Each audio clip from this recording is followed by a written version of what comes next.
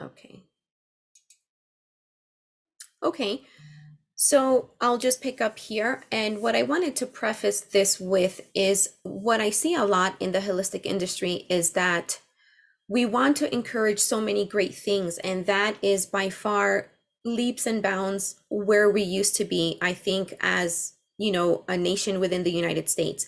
And as far as people wanting to get healthy, I see this trend of health being like a fast food mentality. And so I want to help you kind of break that if you think you're leaning towards anything in that nature. When we talk about cleansing the body and detoxing it, we have to understand that your detox must be earned. You have to earn that. And that means that some prep work is going to need to be done. What happens when we just jump into things without focusing on some prep work is something really undesirable. We end up just recirculating toxins because we don't understand that our detoxification pathways, they're not really open. So one of the first things you do is what everybody's gearing up for now is the liver is the first wonderful place to start. But there are some things that we should do prior to even jumping on and targeting the liver. So number one, we should be getting daily movement every day. That's a non-negotiable. We forget a lot that our complete intestinal system and your colon, that is a muscle and it works when you work it. So when we have a sedentary lifestyle where we mostly sit around all day, there are instances and times in certain people's lives where they no longer get this gut movement that is healthy from having an active life. So for example, if you just have a habit, of not getting daily bodily movement, you may notice that you don't get urges to go to the bathroom. And the reason that this is so important is because you have to have that peristaltic action through the entire GI tract. Your stomach works in peristaltic movement as well. It is secreting chyme and kind of revolving all this food around, mixing everything around, kind of like a um a washer, washing your clothes. So the stomach works like that. And then once you get into the intestines, your intestines as well work like that. And so does your colon on the way out. So what happens is we get people that want to jump into detoxing that don't even have 1 to 2 bowel movements a day. These people typically are going to the bathroom, like every 3 days, every 4 days. And so something like that, we have to make sure that prior to initiating any kind of cleansing system, doesn't matter what body system you're targeting, this is going to be vital. Bodily movement on a daily basis. You can start out with 15-25 minutes of brisk walking, okay, out in the fresh air, whether it's hiking, making sure that you're getting that healthy sunshine. That healthy sunshine is really going to help you with your circadian rhythm. That means, you're rising and sleeping at night. It really does help the body. Daily bodily movement helps you also with your lymphatic system. Okay, so your lymphatic system parallels your circulatory system. Your circulatory system has your heart as a pump to keep that going. So that heart is the pump that moves this blood all around your body. Well, your lymphatic system doesn't have a pump like that. There is no system that pumps the lymphatic system for you. That relies completely on you. And that's why movement is so vital and it is so important. So we've got to remember at least the first things we're going to target with daily bodily movement is our lymphatic system is going to get a boost, and our intestinal system and our colon, they're going to get a boost as well, so that we start with this memory of what it knows it's supposed to do and creating a healthy peristaltic action. Avoiding sugar should be a non-negotiable as well. And people get scared when I say this. I mean, avoid added sugars, okay? So the ice cream, the juice, right? Which is just really literally a glass of sugar water.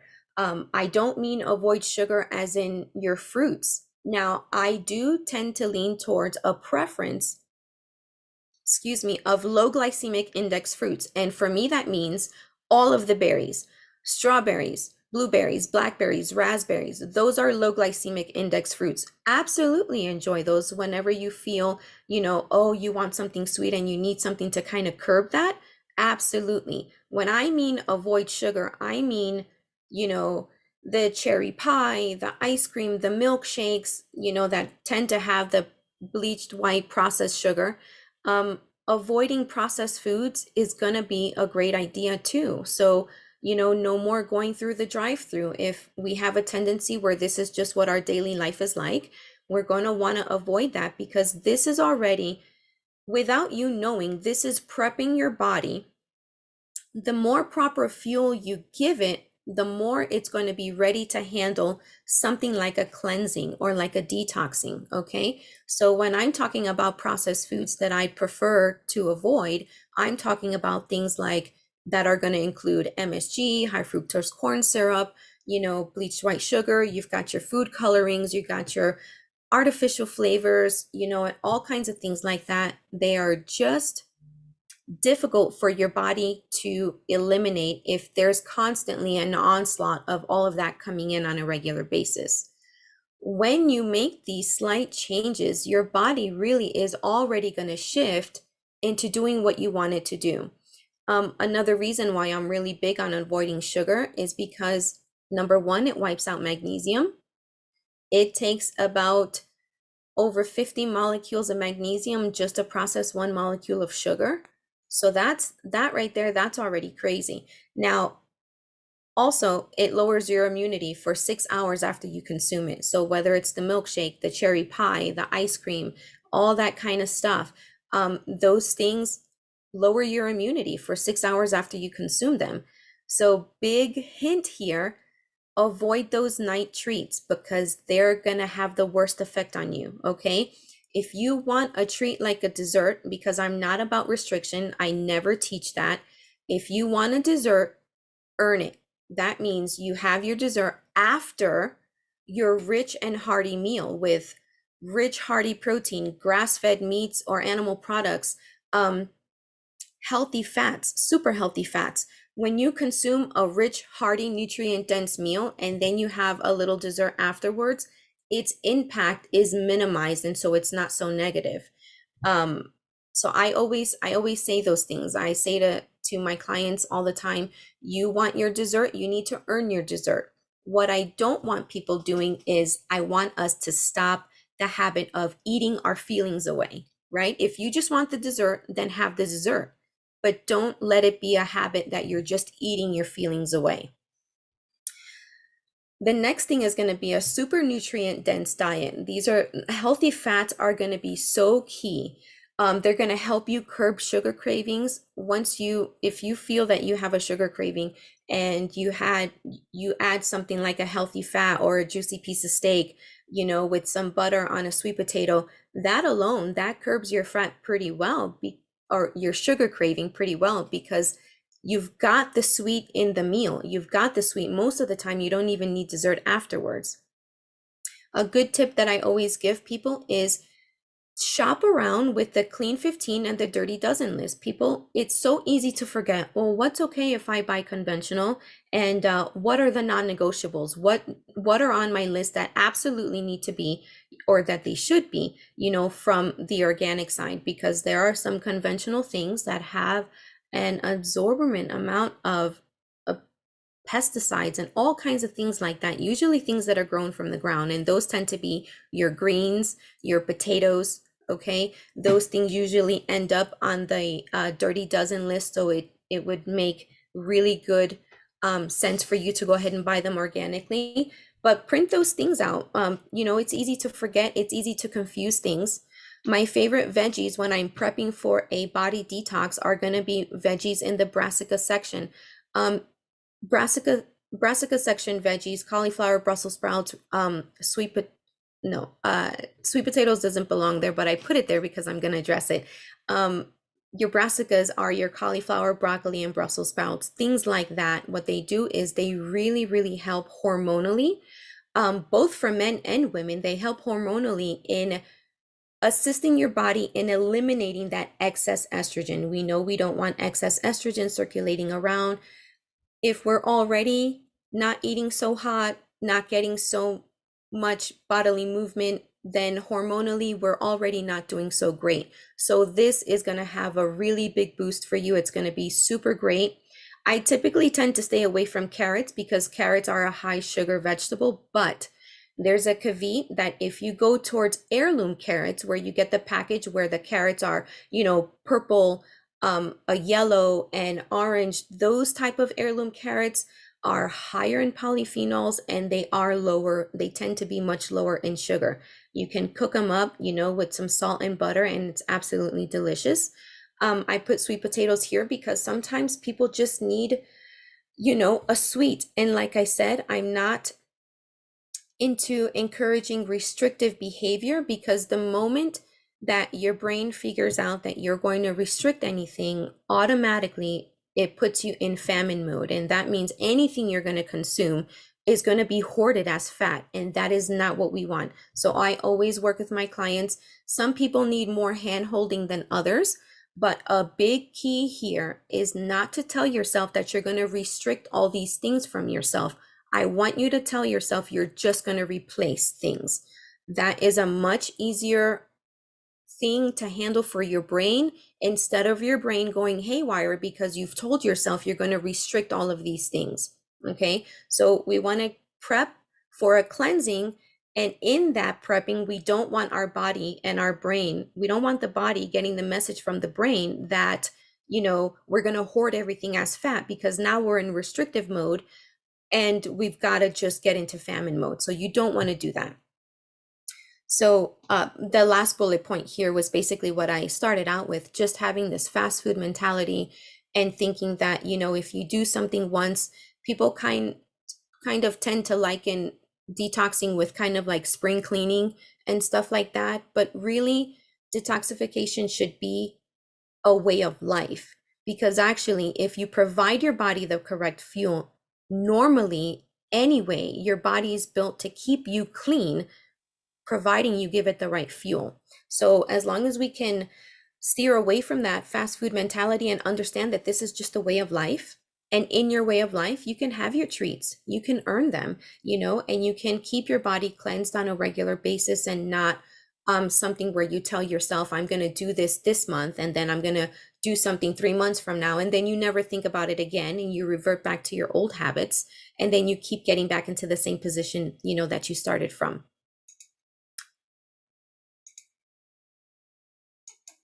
Okay, so here are a few signs of a congested liver, and I just want to let you know it is very hard to find an exhaustive list online. And this is because the liver is so valuable. It takes part in over 500 reactions in the body. So many lists that you see, a lot of them will be different because the liver is tied to so many things. So some of these signs can also be kind of bundled in with other issues as well. But here's just a typical,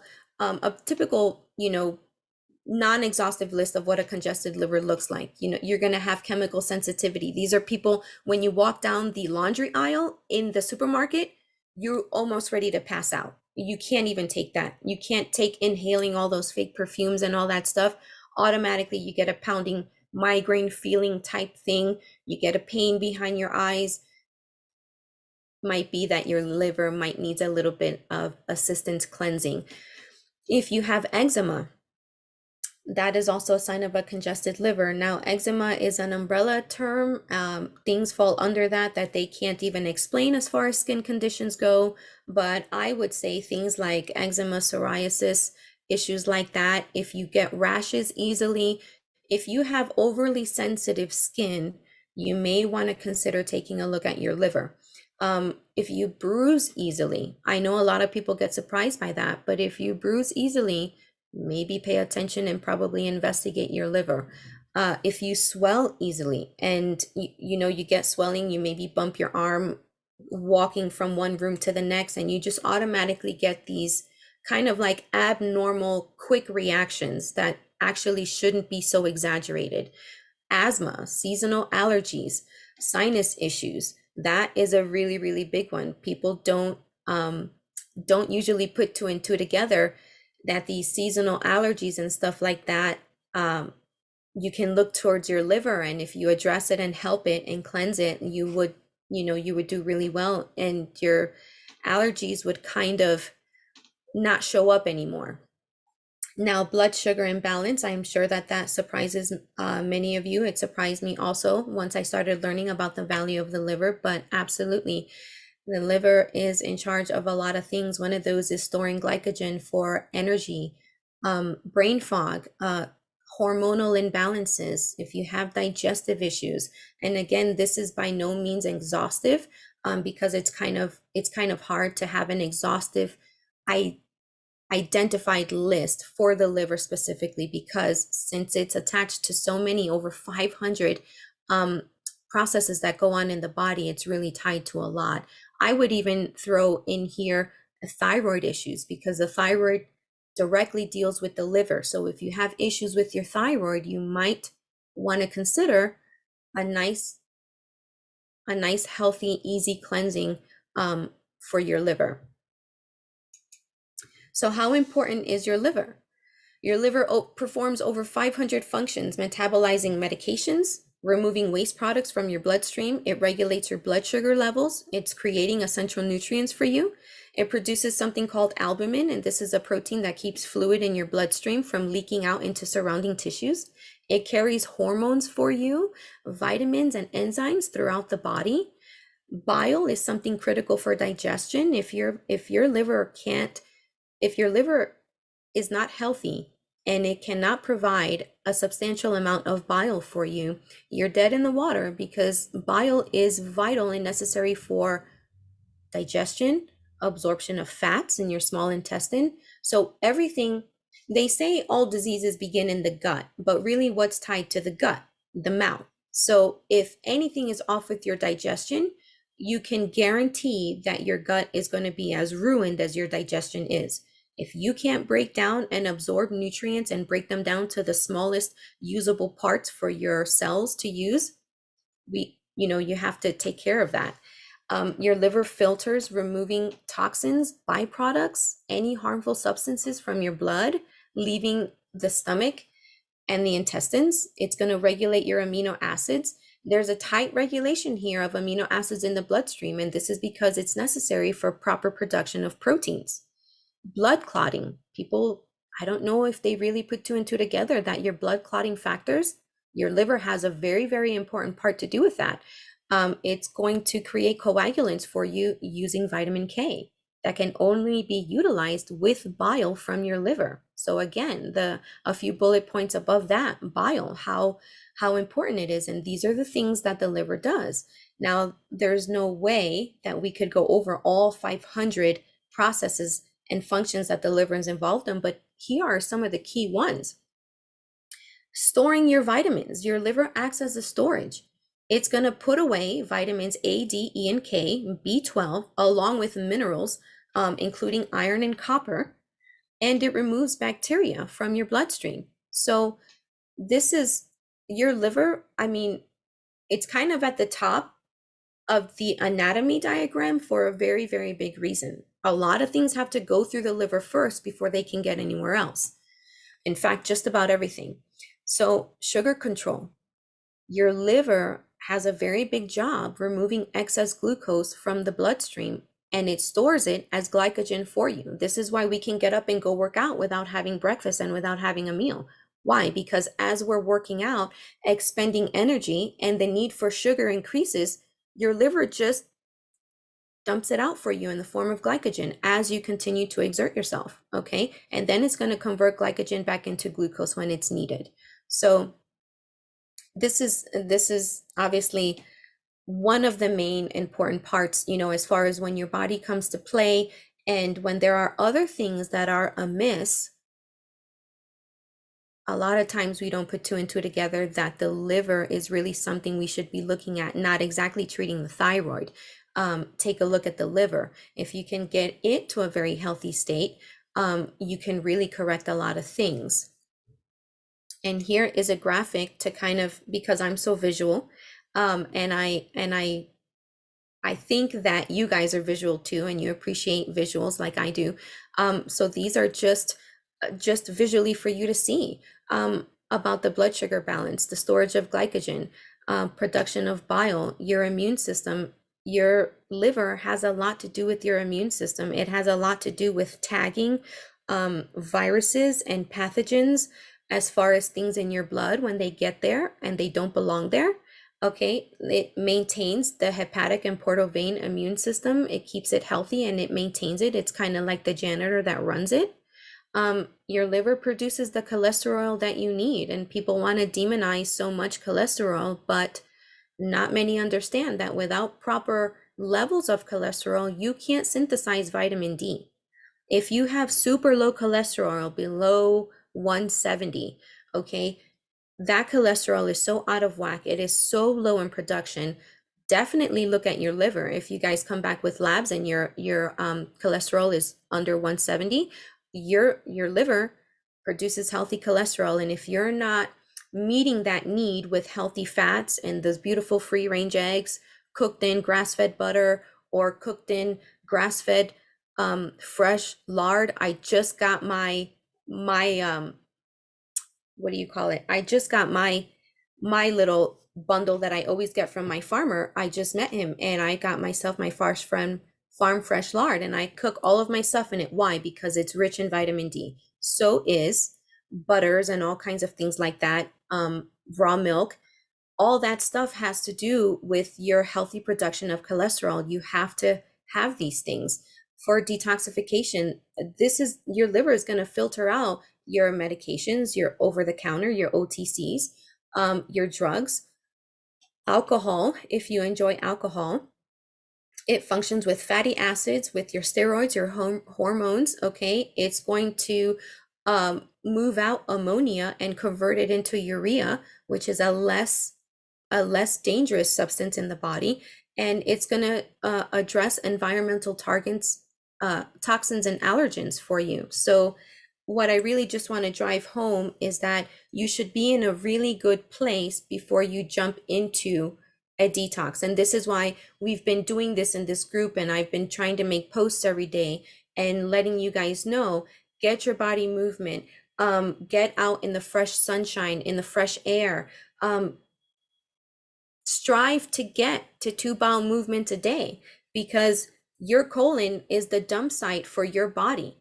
And if you're going to start removing waste and there's nowhere to dump it in because your colon has not been effectively moving things out, and there's kind of like a backlog, of work that has to be done, when you start detoxification of any kind, you're going to start recirculating those toxic things that we're pulling out, and you don't want that to happen. You don't want to feel worse than what you did before you started detoxing, just in general.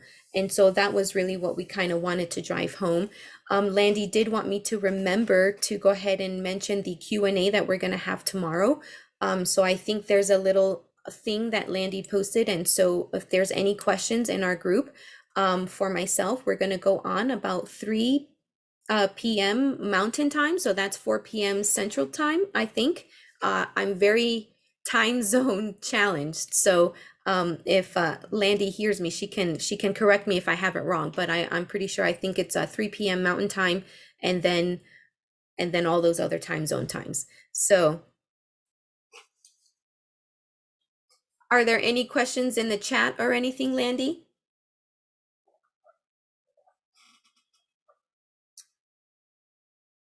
Sorry, I had to get, I could only see you and I couldn't figure out how to get back to me. I think, did Tina get back on, or is she? I don't I guess she's know. off. I saw a good question in the chat. And so I'm copying it for our Q&A tomorrow. Yes, time zones are correct. We are going to be meeting at 4 p.m. Central.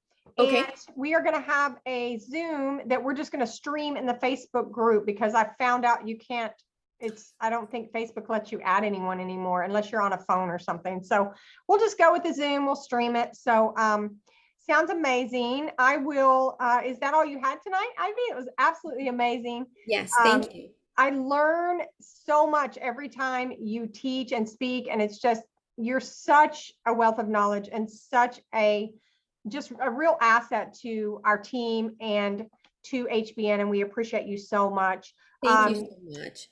So everybody, at here in about 4 minutes, Coach Marcus is doing a BizOp call. If you'd like to jump on that, feel free to do so. I'm going to go ahead and stop this recording here.